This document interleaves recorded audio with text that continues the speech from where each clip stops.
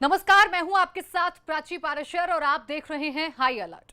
आज बात होगी डॉन की, लेकिन ये डॉन अंडरवर्ल्ड डॉन दाऊद नहीं, लेकिन उससे कोई कम भी नहीं, क्योंकि इसको पकड़ना फिलहाल पुलिस के लिए बड़ा मुश्किल साबित हो रहा है। जैसे अब तक दाऊद के बारे में पूरी दुनिया की पुलिस को कुछ नहीं पता, वैसे ही 8 जवानों के हत्यारे और कानपुर के डॉन विकास दुबे की पुलिस को कोई जानकारी नहीं। कानपुर से लेकर बहराइच तक पोस्टर तो लगा दिए गए, इनाम की रकम को बढ़ा दिया गया, लेकिन विकास दुबे अब भी पुलिस की गिरफ्त से बाहर है। तो क्या वाकई इस डॉन को पकड़ना नामुमकिन है?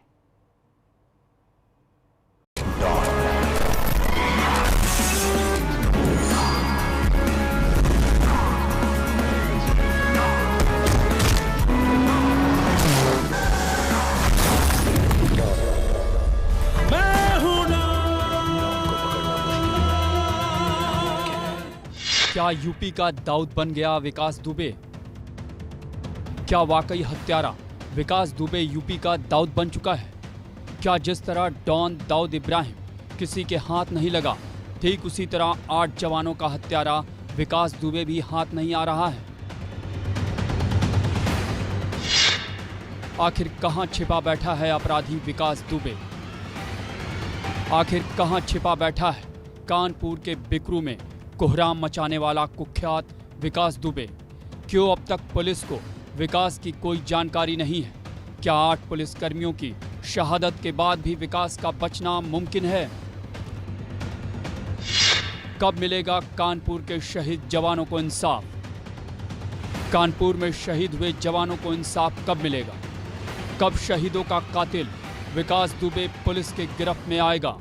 8 जवानों का हत्यारा कब तक खुलेआम घूमता रहेगा? इन सवालों के जवाब सिर्फ एक है, हत्यारा विकास दुबे।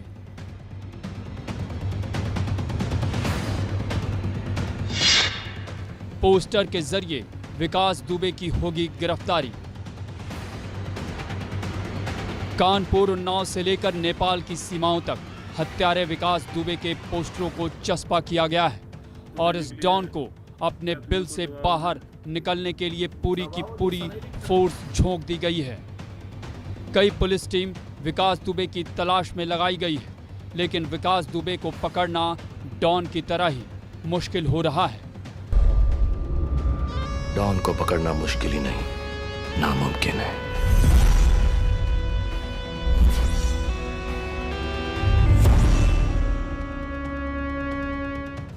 अंडरवर्ल्ड डॉन दाऊद इब्राहिम के बारे में कहावत है कि डॉन को पकड़ना मुश्किल ही नहीं, नामुमकिन है। दाऊद इब्राहिम एक बार नेपाल गया तो फिर कभी लौट कर नहीं आया और देश की सभी एजेंसियां सिर्फ दाऊद इब्राहिम के बारे में दावे करती रहीं। लेकिन अब उत्तर प्रदेश पुलिस भी कुछ ऐसे ही धर्रे पर चल डगरी है।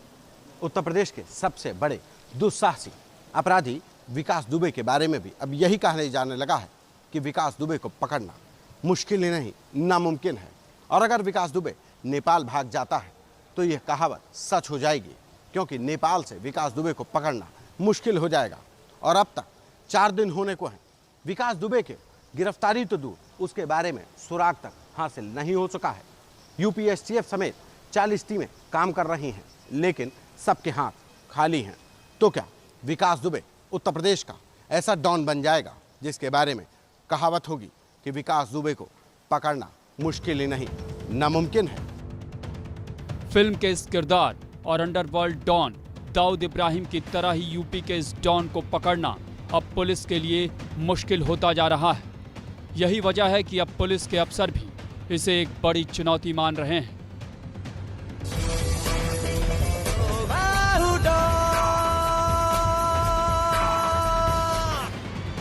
नब्बे घंटों से ज्यादा बीत चुका है, लेकिन हत्यारे विकास का कहीं कुछ पता नहीं चल पा रहा है।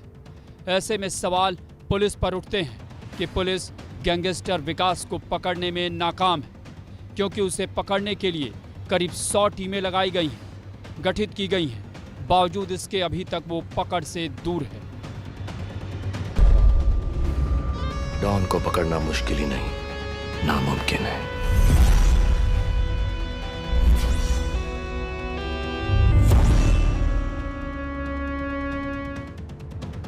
हत्यारे विकास के परिवार के लोगों समेत करीब 500 करीबियों के मोबाइल फोन पुलिस ने सर्विलांस पर ले रखे हैं। उसके करीबी पुलिसकर्मियों की भी निगरानी की जा रही है।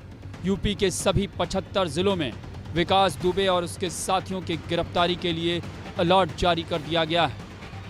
मोस्ट वांटेड विकास को पकड़ने के लिए लखनऊ से लेकर बहराइच तक पोस्टर भी चस्पा किए गए हैं, जिससे उसका कुछ सुराग पता चल सके। 4 दिन 40 टीमें, लेकिन नतीजा 0। ऑपरेशन विकास में यूपी पुलिस की यही कहानी है। अब तक विकास दुबे की गिरफ्तारी तो दूर, उसका सुराग तक हासिल नहीं हो पाया है। यूपी एसटीएफ की तमाम टीमें ताकत लगा चुकी हैं, लेकिन विकास दुबे ने वारदात के बाद से ही मोबाइल का इस्तेमाल बंद कर दिया, तो अब सुराग भी मिलना बंद हो गए हैं। किसी को लगता है कि विकास दुबे ने मध्य प्रदेश और राजस्थान में शरण ले रखी है, तो किसी को नेपाल में भागने की चिंता सता रही है। नतीजा कुछ भी हो, लेकिन विकास दुबे की गिरफ्तारी उत्तर प्रदेश पुलिस के लिए एक ऐसी चुनौती बन गया है जिसमें उसको अपने शहीद 8 साथियों की शहादत भी याद आती है और अपनी साख बचाने के सवाल भी। जिस तरह दुनिया भर की पुलिस अंडरवर्ल्ड डॉन दाऊद को आज तक नहीं ढूंढ पाई, ठीक उसी तरह का हाल हत्यारे विकास दुबे का है। 60 से ज्यादा मुकदमे इस हत्यारे पर दर्ज हैं। थाने के अंदर मंत्री को मौत के घाट उतारने जैसे संगीन आरोप हैं, लेकिन आज तक इसे किसी भी मामले में सलाखों के पीछे नहीं पहुंचाया जा सका। जनमानस में एक मेरी छवि है कि विकास दुबे गरीबों के मसीहा हैं, गरीबों का उद्धार करते हैं। उनके दरवाजे जो अपना काम पहुंच गया है, मेरे दरवाजे सुबह से लेकर शाम तक 50 लोग अपनी फरियाद लेके आते हैं। मैं कोशिश करता हूं कि मेरे दरवाजे से कोई फरियादी खाली न जाए, सालों पुराने इस वीडियो में विकास दुबे खुद को मसीहा बता रहा है। फरियादियों की पंचायत घर में लगाने वाले हत्यारे की इस कहानी का अंदाजा आप इस बात से भी लगा सकते हैं कि यूपी पुलिस की मोस्ट वांटेड लिस्ट में इसका कोई जिक्र नहीं है। पहले दिन 50,000, फिर 1 लाख, उसके बाद सीधे 2.5 लाख। इतना बड़ा इनाम यूपी पुलिस ने इस कुख्यात अपराधी के सिर पर रखा है। यूपी पुलिस की मोस्ट वांटेड लिस्ट में अब तक इतने बड़े इनाम का कोई अपराधी दिखाई नहीं देता। इतना ही नहीं, 60 से ज़्यादा केस दर्ज होने के बावजूद इसका कोई जिक्र मोस्ट वांटेड की लिस्ट में कानपुर कांड से पहले नहीं था। आइए आपको बताते हैं यूपी पुलिस की मोस्ट वांटेड लिस्ट के टॉप 5 इनामी। विकास दुबे, कानपुर कांड 2.5 लाख। शहाबुद्दीन, गाजीपुर 2 लाख। अताउर रहमान, गाजीपुर 2 लाख। हरीश, मुजफ्फरनगर 2 लाख। गौरी यादव, चित्रकूट 1 लाख। कानपुर कत्लेआम का सबसे बड़ा गुनहगार, यूपी पुलिस का सबसे बड़ा दुश्मन पुलिस के गिरफ्त में कब आएगा, ये किसी को नहीं पता। खबर ये भी है कि हत्यारा विकास दुबे पड़ोसी राज्यों में जाकर छिपा बैठा है और अब शायद वही उसकी पनाहगाह बने हुए हैं। ऐसे में उत्तर प्रदेश पुलिस अपनी ताकत भले ही झोंकने का दावा कर रही हो, लेकिन ये तमाम दावे अभी तो हवाई ही नजर आ रहे हैं। कैमरा पर्सन मेहदी हसन के साथ संतोष कुमार, एबीपी गंगा। जब जब जिक्र होगा गैंगस्टर विकास दुबे का, तब तब तस्वीर सामने आएगी खाकी के गद्दार की। चर्चा होगी उस मुखबिर और मिलीभगत की जिसकी वजह से यूपी पुलिस के 8 जवान शहीद हो गए। और खत्म न होने वाली इस गद्दार की कहानी में हुआ है एक बड़ा खुलासा, जिसका जिक्र 4 महीने पहले ही शहीद देवेंद्र मिश्रा ने अपनी शिकायत में किया था। और अगर वक्त रहते अधिकारी देवेंद्र मिश्रा की शिकायत पर सख्त हो जाते तो शायद आज हमारे बीच होते वो शहीद जवान।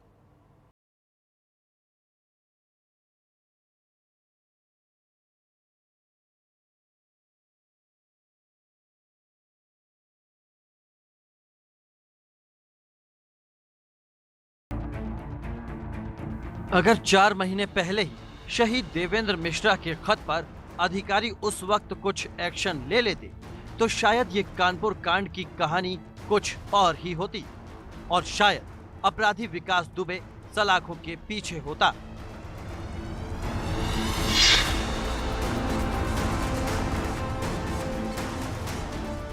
कानपुर एनकाउंटर के दौरान शहीद हुए सीओ देवेंद्र मिश्रा की एक चिट्ठी सामने आई है।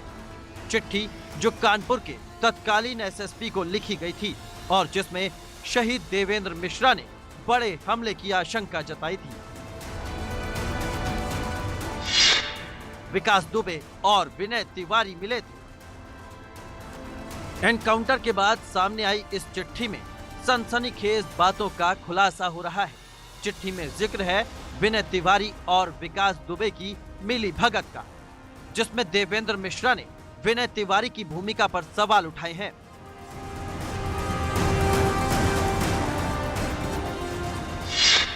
शहीद देवेंद्र मिश्रा के खत में सनसनीखेज खुलासा।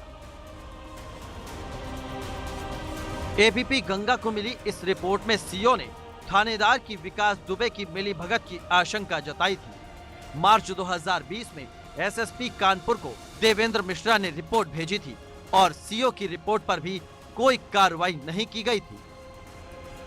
कानपुर के बिकरू कांड से अगर विकास दुबे का आतंक चर्चा में है तो खाकी की वफादारी भी सवालों के घेरे में है। एसओ चौबेपुर की भूमिका को लेकर डिप्टी एसपी देवेंद्र मिश्रा ने लिखित शिकायत की, रिपोर्ट भी भेजी, लेकिन कानपुर के अफसरों ने उस शिकायत को नजरअंदाज कर दिया और जो लिखित रिपोर्ट भेजी उनको कूड़े में फेंक दिया। यही नतीजा था कि चौबेपुर थानेदार विनय तिवारी बेलगाम होता गया और खाकी की वर्दी पहनने के बावजूद विकास दुबे के लिए काम करता रहा। विकास दुबे पर जिस एफआईआर के तहत मदद करने की बात की जा रही थी कि रंगदारी वसूलने की धारा हटाई जा रही है, उस पूरे मामले में अफसरों ने आंखें मूंद ली और इतना ही नहीं, उस मामले में की गई शिकायत को भी नजरअंदाज कर दिया और नतीजा देवेंद्र कुमार मिश्रा समेत 8 पुलिसकर्मियों की शहादत के तौर पर सामने आई। एबीपी गंगा के पास शहीद डीएसपी की एसएसपी को भेजी रिपोर्ट। सीओ ने थानेदार से मिली भगत की आशंका जताई थी। हत्यारे विकास दुबे से मिली भगत की आशंका जताई थी। मार्च 2020 में एसएसपी कानपुर को देवेंद्र मिश्रा ने रिपोर्ट भेजी थी। सीओ की रिपोर्ट पर भी नहीं की गई थी कार्रवाई। रंगदारी वसूली के लिए जान से मारने की धमकी की धारा हटाई गई थी। तत्कालीन एसओ के कहने पर हटाई गई थी 386 की धारा। देवेंद्र मिश्रा ने पहले ही जताई थी अनहोनी की आशंका। थानेदार विनय तिवारी की भूमिका पर डीएसपी ने खड़े किए थे सवाल। रिपोर्ट के बावजूद एसएसपी ने नहीं की थी कोई कार्रवाई। देखिए, अभी मीडिया के माध्यम से इस पत्र की जानकारी मिली है कि इस तरह की रिपोर्ट तत्कालीन क्षेत्राधिकारी ने सीओ एसएचओ चौबेपुर के विरुद्ध दी थी। इस फाइल को हम लोग एसएसपी कार्यालय से मंगा रहे हैं कि क्या रिपोर्ट थी, किस तरह के आरोप इसमें लगाए गए थे विनय तिवारी के ऊपर और उस पर क्या कार्रवाई हुई। आरोपों की जो गंभीरता मीडिया के माध्यम से देखने को मिल रही है, इसको हम लोग वेरीफाई करके जो भी उचित कार्रवाई होगी वो करी जाएगी। कड़ी से कड़ी कार्रवाई इसमें होगी। तो पूरा प्रकरण हम लोग पहले समझ लें, उसके बाद इसमें कार्रवाई से अवगत कराया जाएगा। कानपुर कांड के बाद यूपी पुलिस विकास दुबे की तलाश में धरती आसमान एक कर रही है, लेकिन विकास दुबे की दबंगई और पुलिस कर्मियों से उसकी मिली भगत पर हुए इस सनसनीखेज खुलासे ने सबको सन्न कर दिया है और अब जरूरी है इस मामले की पूरी जांच, जिससे सामने आए खाकी के बीच मौजूद उस गद्दार की हकीकत जिसकी वजह से पुलिस के 8 जवान शहीद हुए। थानेदार की भूमिका के साथ साथ उन बड़े अफसरों की वफादारी पर भी है कि कहीं वो विकास दुबे के साथ जुड़े तो नहीं थे, जो सब कुछ जानकर भी आंखें मूंद लिए थे। कैमरा पर्सन मेहदी हसन के साथ संतोष कुमार, एबीपी गंगा।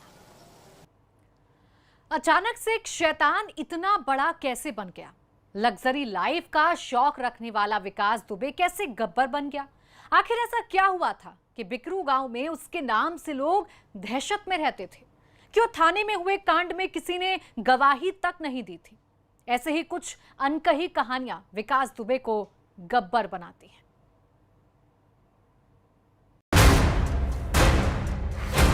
मैं पंडित बोल रहा हूं।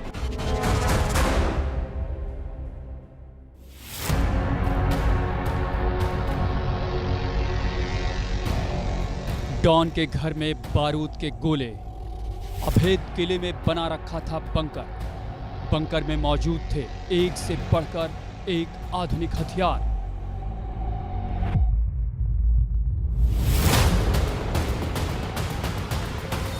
डॉन विकास दुबे, जिसकी दहशत पूरे कानपुर की फिजाओं में है। विकास दुबे वो हत्यारा है जिसने जरायम की दुनिया में नाम कमाने के लिए छोटी सी उम्र में हथियारों का सहारा लिया।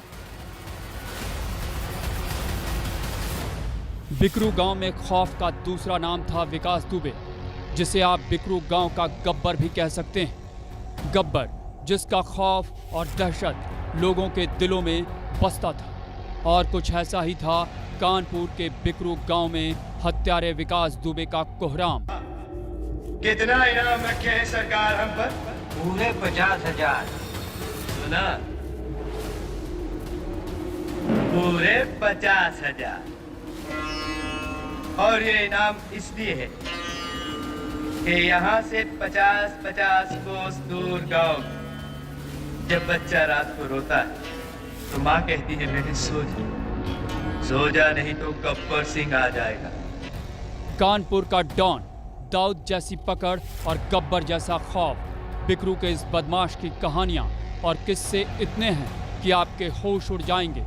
आलिशान जिंदगी का शौक रखने वाले विकास के किस्सों में एक किस्सा उस काले चश्मे का भी है जिसके पीछे मौजूद था फिल्मी दुनिया वाले डॉन का किरदार।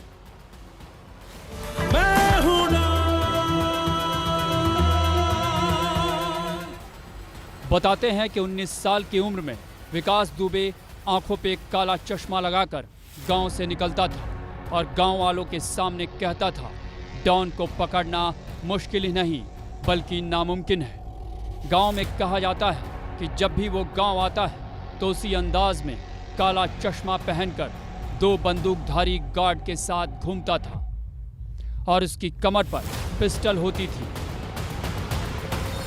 8 पुलिसकर्मियों की हत्या कर अभी तक पुलिस की गिरफ्त में न आने वाला विकास दुबे लोगों के अंदर खौफ फैलाने के लिए कई तरकीबें करता था। लोग बताते हैं कि विकास जब घर से निकलता था तो आंखों पे काला चश्मा होता था, साथ ही साथ हाथों में पिस्टल और लोगों को धमकाते हुए नजर आता था। यही नहीं, विकास कहता था कि उसको पकड़ना मुश्किल ही नहीं नामुमकिन है। तो कुछ ऐसा ही देखने को मिल रहा है कि इतने दिन बीत जाने के बाद भी विकास जो है वो अभी पुलिस के हाथ नहीं लगा है।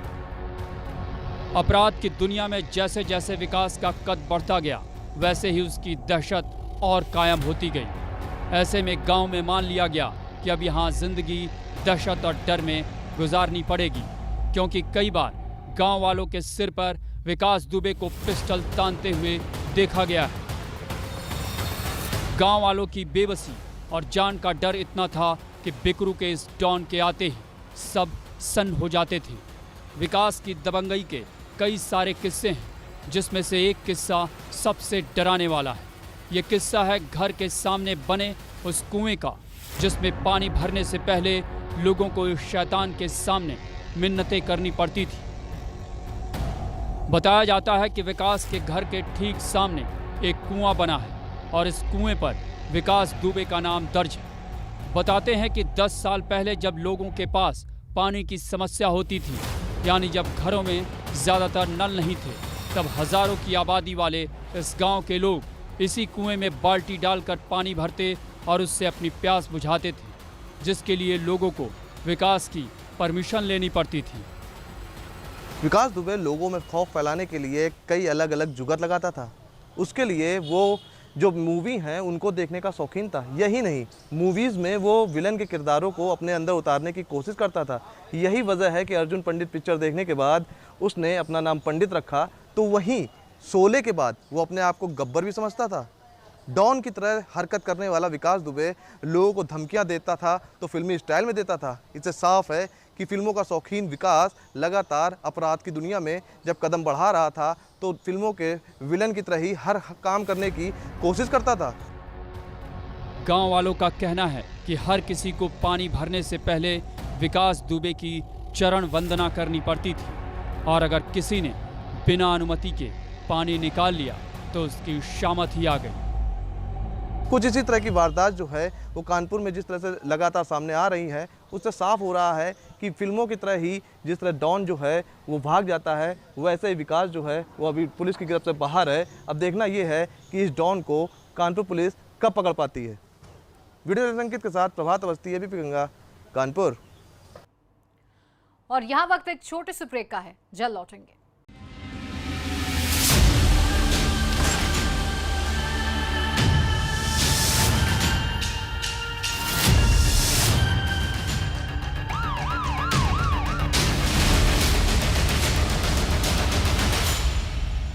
बड़ी बीमारी मतलब